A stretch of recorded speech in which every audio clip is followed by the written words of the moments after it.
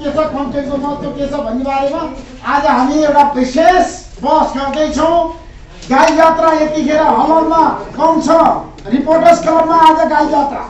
त्यसैले हामीले सबै कलाकारहरूलाई एकै ठाउँमा राखेर गाई यात्राको बारेमा, गाई यात्राको महत्त्वको बारेमा, रिपोर्टर्स क्लब नेपालले खेलेको भूमिकाको बारेमा र गाई यात्रामा ऋषि धमलाको बारेमा, प्रचण्डको बारेमा, शेरबहादुर देउवाको बारेमा, माधव नेपालको बारेमा, केपी शर्मा ओलीको बारेमा, हास्य कलाकारहरूले, प्रख्यात कलाकारहरूले के भन्नुहुन्छ। हाम्रो बिचमा आज यो देशले चिनेको, जानेको, बुझेको र सबै नेपालीका प्रिय कलाकारहरू हुनुहुन्छ, हास्य व्यङ्ग्य क्षेत्रका दिग्गज हस्तीहरू हुनुहुन्छ। यहाँहरू 6 जनालाई म एकैचोटि स्वागत गर्न चाहन्छु। यो आज जनता जान्न चाहन्छ कार्यक्रमको एउटा सुरुवात हो। आज यतिखेर प्राइम टाइम टेलिभिजनबाट र धेरै टेलिभिजनबाट यो कार्यक्रमहरू प्रत्यक्ष प्रसारण भइरहेको छ। त्यसैले यहाँहरू 6 जनालाई म संयुक्त रूपमा कार्यक्रमको स्वागत गर्न चाहन्छु। वेलकम।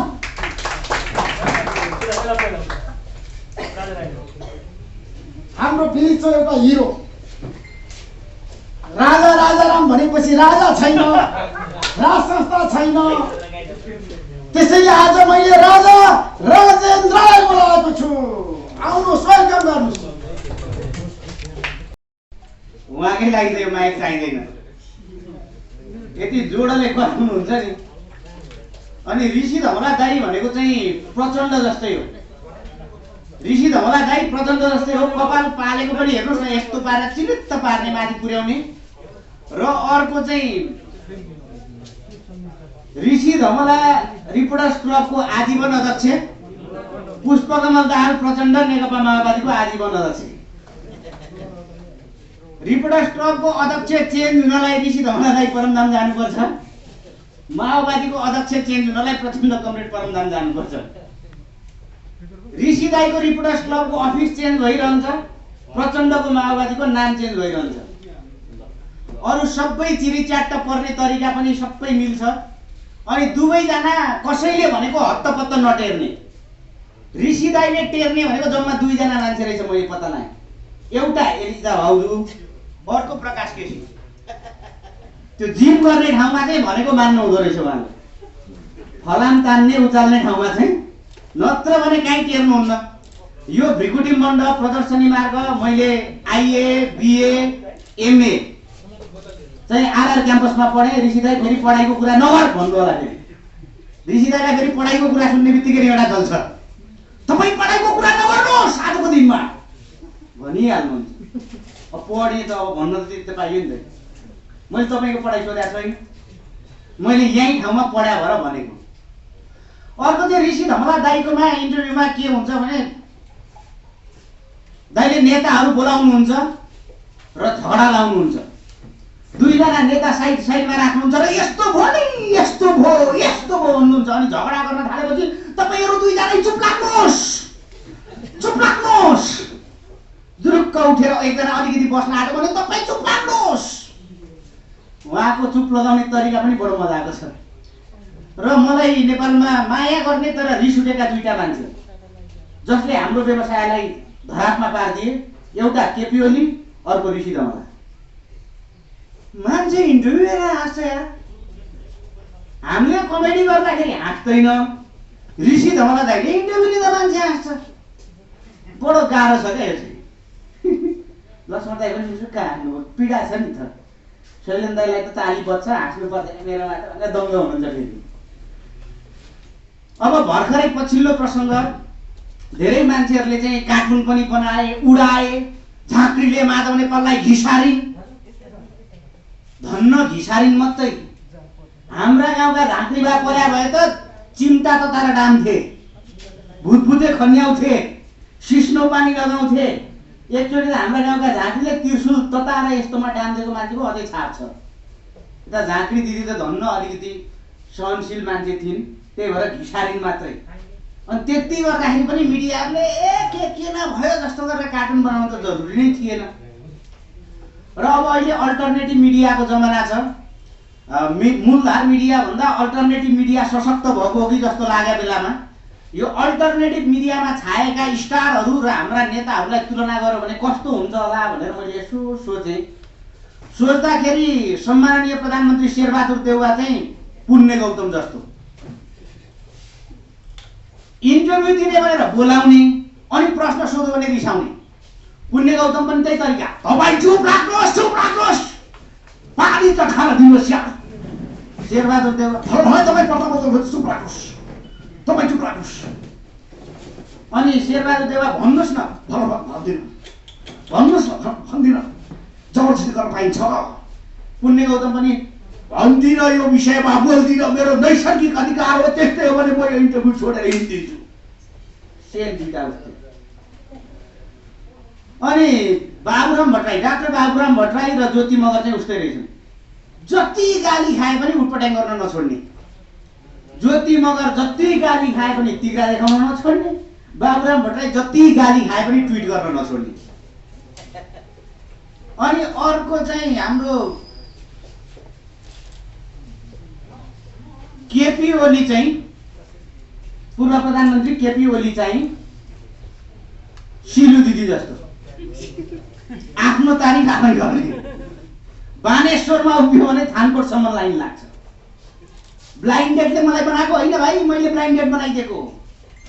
यता पूर्व प्रधानमन्त्री केपी शर्मा ओली पनि यो लेखमा एमाले मलाई बनाएको होइन, मैले एमाले बनाएको। रानी पोखरी, धरहरा, सुरुङ, रेल, पारिजात यो सबैले गरे। दुईजनाको पारा चाहिँ मिल्दो जुल्दो क्या, त्यस्तै लाग्ने खालको। अनि कमरेड प्रचण्ड चाहिँ कलौटे जस्तो, मने हत्तपत्त गल्ती गर्दिनँ, गरेपछि ठुलै खालको गर्छु। 17,000 मध्ये पनि 5,000 को जिम्मा चाहिँ म लिन्छु भन्ने खालको। र फेरि कुन बेला मुड आयो भने कलौटे उता फेरि अहिले कि भन्दा पनि पहिले कि ठिक थिए बुढी भन्ने। यता कमरेड चाहिँ मने यो राष्ट्रपति भन्दा त बरु राजा नै अलिकति ठिक हो कि जस्तो पनि लाग्छ। कमरेड प्रचण्डको पनि त्यही पारा। यसो हेर्दाखेरि चाहिँ दुईटा उस्ता लाग्दो रहेछ। अहिले हामीलाई त बडो गाह्रो छ। 365 दिन नै उहाँहरूले पर्फेक्ट गाई जात्रा गर्नुहुन्छ। हामीले कहिलेकाहीँ गाई जात्रा गरौँ, पहुँच नपुगे जस्तो। उहाँहरू जापानिज सामान जस्तो ओरिजिनल छ, हामी चाइनिज सामान जस्तो कपी गर्नु परेको छ। बडो गाह्रो छ। र अहिले ऋषि धमला दाई पनि जनता जान्न चाहन्छन् भन्नुहुन्छ। त्यो जनता कस्तो जनता, मलाई त्यो कुनै जनताले अहिलेसम्म ज्योति मगर भर्जिन हो कि होइन भनेर सोधेको छैन। सबैले फेरि ऋषि दाईलाई सोध्दो रहेछ क्या, त्यो कस्तो जनता होला क्या। सङ्गत त हामीले पनि गरेका थियौँ नि, हामीलाई पनि सोध्दै हुन्थ्यो नि, सोध्दैन। र कहिलेकाहीँ खुसी पनि लाग्छ। मलाई के जान्न मन लागेको रहेछ भन्ने कुरा ऋषि दाईलाई हेरेर थाहा हुन्छ। उहाँले भनिदिनुहुन्छ मलाई के जान्न मन लागेको थियो भन्ने कुरा। त्यसको लागि चाहिँ ऋषि दाईलाई धन्यवाद छ। ताली बजाइदिनु सबैजना। र आजभोलि अर्को एउटा खुसी लागेको चाहिँ हाम्रो मिडिया देख्दाखेरि यस्तो लाग्छ कि नेपालमा अहिले राम राज्य छ, केही बिग्रेको छैन, सबै बनेको मात्रै छ, चकाचक छ, शान्ति छ, अमन चैन छ, बिग्रेको केही छैन। त्यसपछि मैले एउटा निष्कर्ष निकालेँ, नेपाल बिग्रिने त खास मन्त्रीमण्डल विस्तार भएको कारणले रहेछ नि। अहिले चाहिँ मिडियाले यति राम्रो शान्ति दिएको छ र मैले पनि यसो फिल गरेँ अहिले त सबै छ, नपुगेको केही छैन। अहिले सबै छ, नभएको बस त्यति मात्रै हो। सबै छ, नभएको बस त्यति मात्रै हो। दियोमा सलेदो नभए जति मात्रै हो। सबै छ, नभएको बस त्यति मात्रै हो। दियोमा सलेदो नभए जति मात्रै हो। सबै छ, बस नभएको त्यति मात्रै हो। दाइँमा मियो नभए जति मात्रै हो। सबै छ, बस नभएको त्यति मात्रै हो। बाइकमा पेट्रोल नभए जति मात्रै हो। सबै छ, बस नभएको त्यति मात्रै हो। गुन्द्रुकमा झोल नभए जति मात्रै हो। तर यति हुँदाखेरि पनि हाम्रो मिडियाहरू पनि सन्तुष्ट, जनता पनि आनन्द छ, समस्या छैन। जे होस् यो सरकार यसरी नै अगाडि बढोस्, मन्त्रीमण्डल योभन्दा नथपियोस्। योभन्दा धेरै मन्त्रीमण्डल थपियो भने फेरि अशान्ति हुन सक्छ, अमन चैन खलबलिन सक्छ। त्यसले गर्दाखेरि हाम्रो मिडियाको साथीहरूले पनि जुन हिसाबले हामीलाई शान्ति देखाइदिनु भएको छ, यहाँहरू सबैलाई पनि धेरै धेरै धन्यवाद छ, आभार छ। यहाँहरू आइदिनु भयो। यति कुरा मैले राखेँ। योभन्दा सानो टुक्रा गीत सुनौँ। दाइले प्यारोडी नै सुन्नु भन्न खोज्नुभयो होला। धेरै पछि घुम्दै फिर्दै यो ठाउँमा आको क्यामेराहरू अघि राखी व्यङ्ग्य कस्न पाको सानो गीत गाउँछु हजुर पोलिटिक्सतिर भएको हजुर नेपालीको ओर्तालु सुक्यो कालो गयो झन्कालो आइपुग्यो निरसलाला ओर्तालु सुक्यो कालो गयो झन्कालो आइपुग्यो निरसलाला बेमानी नेताले जनता अलमला 2/3 पार्टी थियो 1/3 झर्यो पल्लो घरको नरे फेरि पल्लै घरमा सर्यो माधव झलनाथ बामदेव बाजे आफ्नै डम्फु बोक्दा रहेछन् के गर्छन् ओली काका भनेर यसो ओ घाँटी तन्काएर हेरेको त बालकोटको भित्तामा ढक्रक टाउको ठोक्दा रहेछन् हे दुःख पायो घमण्ड गरेर आफ्नै दिमाग घुचुकमा सरेर निरसलाला बैमानी नेताले जनता अलमला बैमानी नेताले जनता अलमला बाबु दाइको नाटक भन्दा नौटङ्की नै बेसी चुनाव लड्छन् हरेक पल्ट पार्टी फेरि एक दिन त इन्डियन टिभीलाई अन्तर्वार्ता दिएछन् के गर्छन् भनेर यसो ओ हेरेको त चुच्चे नक्सालाई लुङ्गी लगाइदिएर असली कम्फर्टेबल त हामी नै हो नि भन्दै बरबर आउँदै रहेछन् हे दिमाग गयो धेर किताब घोकेर राष्ट्रियता लुङ्गीले छोपेर निरसलाला धेर किताब घोकेर राष्ट्रियता लुङ्गीले छोपेर निरसलाला बैमानी नेताले जनता अलमला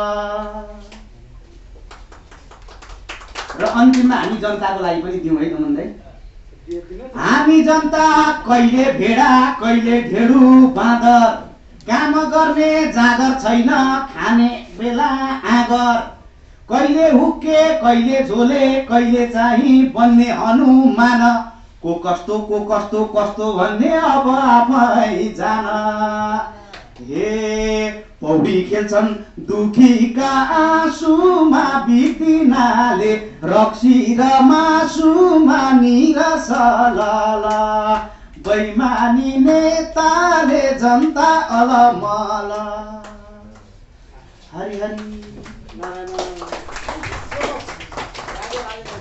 र यहाँहरू सबैलाई धन्यवाद र आदरणीय व्यक्तित्वहरू अगाडि गर्नुभएका सम्पूर्ण व्यक्तित्वहरू सबैप्रति म कृतज्ञता प्रकट गर्दै आज चाहिँ ऋषि धमला दाइ जत्तिकै व्यस्त भएको छु म पनि किनभने यसपछि फेरि अर्को ठाउँमा पुग्नु पर्नेछ त्यसैले म यहाँहरूबाट यो कार्यक्रमबाट पनि बिदा माग्छु नमस्कार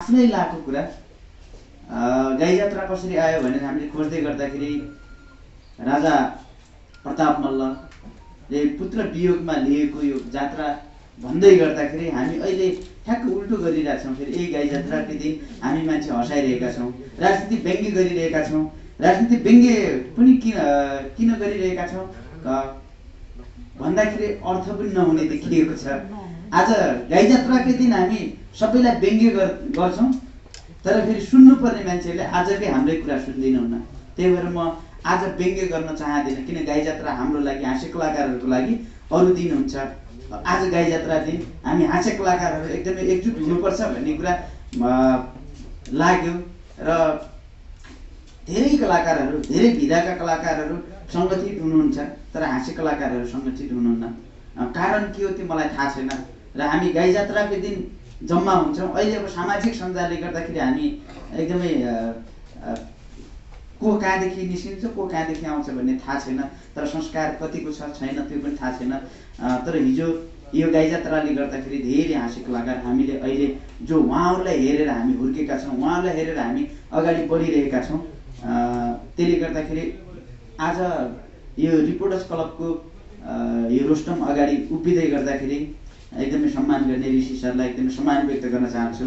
र म यहाँ बोल्दै गर्दाखेरि युट्युबहरूमा सामाजिक सञ्जालमा धेरै पटक धेरैजनाको धेरै व्यक्तिहरूको चर्चित व्यक्तिहरूको यो रोस्टममा बोलिरहेको आवाज सुन्दै गर्दाखेरि कहिलेकाहीँ मलाई पनि हावादारी र गफारी यो पनि हाँसी कलाकार गफाइदिने त हो भन्ने जस्तो लाग्छ होला। किनकि यहाँ विजय साई पनि केही समय अगाडि यसमै उभिएर कुरा गर्नुभएको थियो र हामी पनि यहीँ कुरै गर्दाखेरि र पछिल्लो चरणमा अब हामी किन नहँसाउने, गाई जात्राकै दिन मैले नहाँसौँ भन्ने किन भने अरू बेला हामी जहिले पनि हाम्रो कन्टेन्टहरू आइरहेको छ, बाहिर आइरहेको छ, तर आजको दिन देशैभरिका हाँस्य कलाकारहरूको एउटा संगठन बन्यो भने आजको दिन समीक्षा गरेर वर्षभरिको देशैभरिका सम्पूर्ण गतिविधिहरूलाई हामी ल्याउन पायौँ भने, अनि राजनीतिक व्यङ्ग्य मात्र होइन कि हामीसँग सामाजिक व्यङ्ग्यहरू धेरै छ, हामी ल्याउँदै गर्दाखेरि पनि गाई जात्राकै दिन हामी यथार्थ कुराहरू जहाँ भोगाइभित्र गीत आउँछ, भोगाइभित्र साहित्य जन्मिन्छ, भोगाइभित्र हास्य व्यङ्ग्य हुन्छ, तर हामीले भन्दै गर्दाखेरि यो गाई जात्राको दिन भनेका कुराहरू केही पनि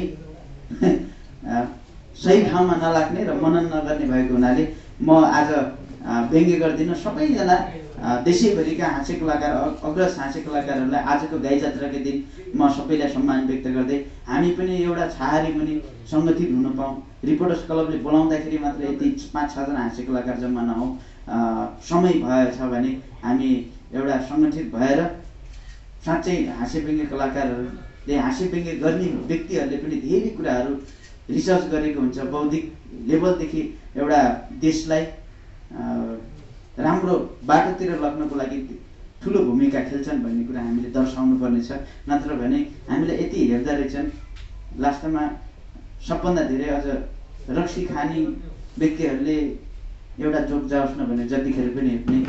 अनि हुँदै गर्दाखेरि हामी हाँस्य कलाकारहरूलाई तपाईँको अन्तर्वार्ता चाहियो भने म अलिकति बिजी छु सर भने अब पत्रकार साथीहरूले पनि तपाईँ ठुलो कुरो गर्ने, अब तपाईँको पुरा त्यत्रो हाइट भयो, तपाईँ जब हँसाउने मान्छे त भन्दै गर्दाखेरि अलिकति मनमा पिर पर्दो रहेछ।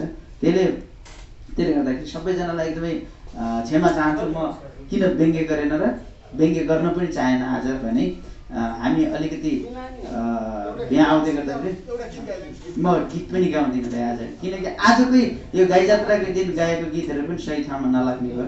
त्यही भएर अरू बेला हामी काम गर्नेछौँ, हाँस्य व्यङ्ग्य प्रस्तुत गर्नेछौँ। हाम्रो हाँस्य व्यङ्ग्यले कहिलेकाहीँ गम्भीरता पनि बनाओस् भन्ने आशाका साथ धेरै धेरै धन्यवाद छ। यो सानो मान्छेलाई बोल्न दिनुभयो, धेरै धेरै धन्यवाद छ। ऋषि सर।